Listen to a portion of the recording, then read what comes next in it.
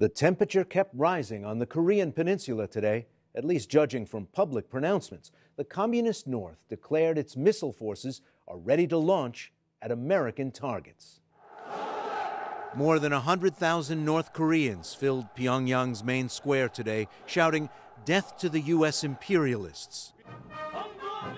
The mass rally coincided with a new threat. State television announced North Korean leader Kim Jong-un has decided the time has come to settle accounts with the U.S.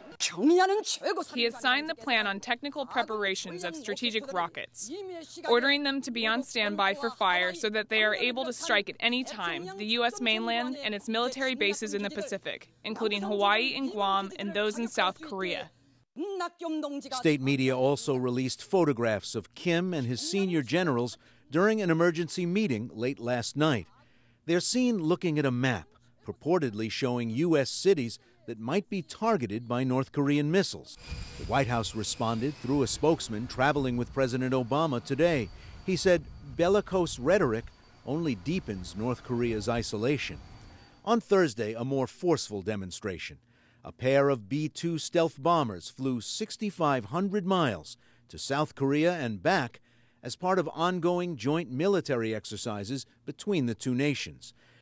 The chairman of the Joint Chiefs, General Martin Dempsey, addressed the flight during a briefing with Defense Secretary Chuck Hagel. Well, the reaction to the B-2 that we're most concerned about is not necessarily the reaction it might elicit in North Korea, but rather among our Japanese and Korean allies. You know, those exercises are mostly to assure our allies that they can count on us to be prepared and to help them deter conflict. All of this began with North Korea's latest nuclear test in February. That prompted the United Nations Security Council to impose its latest round of sanctions against the North. And in turn, the North began a barrage of threats and other steps, from canceling the armistice that ended the Korean War to cutting off various hotlines to the South. Still, North Korea's closest ally, China, called today for restraint. Upholding the peace and stability of the Korean Peninsula, as well as Northeast Asia, serves the common interests of all parties, and it's also their common responsibility. We hope that relevant parties will work together in pushing for a turnaround of the tense situation. And for all the war talk, some economic cooperation has continued between North and South Korea. Workers and vehicles from the South are still being allowed to travel to a shared industrial park that generates millions of dollars for the North. I'm joined by Joel Witt. During his 15-year career at the State Department, he focused on North Korea. He's now a visiting scholar at the U.S.-Korea Institute at the Johns Hopkins School of Advanced International Studies. He's also a founder and co-editor of 38 North, a website devoted to North Korea analysis. Sung-Yoon Lee is an assistant professor of international politics at Tufts University's Fletcher School. Joel Witt, are we closer to war today than we were even just a week ago? A real shooting war in Northeast Asia? I think this is an extremely serious situation, and I would say that we are one step away from a second Korean War. And I say that because in this kind of tense situation, the danger of miscalculation or accidental conflict is very high. And so this is a very dangerous situation, and we need to be very careful. Professor Lee, do you agree? Are we really in more jeopardy than we were just a few weeks ago? Well, we've seen a crescendo of bluster barrage. I don't think we are on the brink of war because we know the North Korean regime harbors no suicidal impulses. I don't necessarily want to paint the North Korean regime as all-knowing, omnipotent, brilliant military strategists. So there's always the danger of miscalculation, yes. But we've seen North Korea resort to periodic, deadly, but always limited controlled attacks against the South and the United States forces in South Korea over the past 60 years. And I think the North Korean regime views this period, 2013, as a particularly appeasement-prone time. And hence, it's in North Korea's interest to raise the stakes, paint Washington and Seoul especially into a corner with the view toward receiving more economic concessions in the future. Well, Professor, having said that, when any country, North Korea or any country on the planet, makes threats of the kind that were made in the past 24 hours, does the United States have to take them seriously? This is North Korea's preferred strategy of graduated escalation. It's psychological warfare, and the U.S. and the ROK, the Republic of Korea, the formal name for South Korea, have also been engaging some psychological warfare of their own. We should take the North Korean threat seriously because there's a high likelihood that North Korea will once again resort to a deadly attack against South Korea. North Korea has shown a proclivity to launch such attacks and provocative acts on a holiday, major holiday. So perhaps even this Easter Sunday is an opportune time for another provocation in North Korean calculation. Joel Witt, the targeting maps are said to show Honolulu, Washington, D.C., Los Angeles. Do we have a very good idea of what North Korea is capable of and what it's not?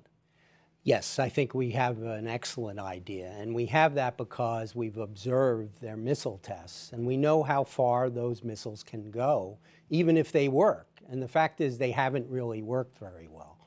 So they can't really reach the continental United States. Secondly, I want to return to this point about whether we're close to a war or not. And I would say that the problem here is, and the professor has even predicted when a provocation might happen. The problem is that if North Korea launches a provocation, the United States and South Korea, unlike in the past, are likely to respond. And North Korea is not going to roll over and play dead, contrary to what a number of conservatives think. But do you agree with the professor's conclusion that the country that's in real jeopardy is not the United States from these threats, but South Korea? Absolutely. South Korea is in great jeopardy here. And as a close ally of the United States, that's very important to us. And we also have to remember we have 28,000 troops on the peninsula and are committed to South Korea's defense. So if there is another Korean war, it's going to involve thousands, tens of thousands, maybe hundreds of thousands of American troops. Professor, nations around the world have toolboxes, various mixtures of threat, persuasion, inducement. That is part of how diplomacy gets carried on. Are the rules different for dealing with North Korea than almost any other country on earth? Well, in the case of North Korea, when you consider seeking better relations with other states and the international community at large, better relations for North Korea means what we have right now, creating a near-crisis situation with a view toward returning to negotiations. And over the past 20 years of nuclear diplomacy, that has always meant returning to talks with big blandishments, bigger rewards in tow. So yes, we have dealt with North Korea in a way that has not been a spectacular success. It's time to put some real stick in that proverbial carrot and stick approach. And I would say it's been all blandishments and concessions so far. Joel Witt? Well, you know, I have experience actually working with North Koreans. I spent 15 years in the State Department working with them, and I can say that it's not a record of failure. In fact, the agreement we reached in 1994 stopped North Korea from building as many as 100 nuclear weapons by 2000. So that agreement worked. There have been other agreements that haven't worked so well. It's been a very mixed record. And I agree with the professor that we need to get tough with the North Koreans. But getting tough in and of itself is not a policy. You need to use diplomacy, too, to find escape routes for both parties. But when you use diplomacy, do any of the standard tools of a diplomat when dealing with another country work with this country? They do work. I was part of an agreement, as I said, in 1994 that worked very well for 8 years. Most people don't know that in the late 2000s, there was another agreement with North Korea, a moratorium on its long-range missile test that lasted 7 years. It worked very well. So the record is not an unblemished record of failure. It's a record of mixed success and mixed failures. And so that means we still need to continue to try to work on the diplomatic track of this. Professor, quickly before we go, when statements like the kind that have come out of Pyongyang in the last couple of days are issued. Is that paranoia as gesture, or is there a real belief among the leading cadre there that, in fact, the United States does want to take over, steamroll, immolate this country? It's posturing. I don't think the North Korean regime believes that the U.S. is on the verge of attacking North Korea. That's not in the best interest of the United States. We tend to take a patronizing view of the North Korean regime because they are so bizarre and unusual in so many ways.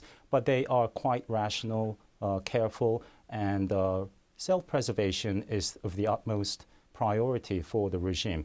I don't have any experience working in government or dealing with North Korea, but what I do know is that the Clinton administration paid North Korea almost $200 million worth of food aid for the empty privilege of inspecting an empty cave in the aftermath of North Korea firing a long-range missile over Japan on August 31st, 1998.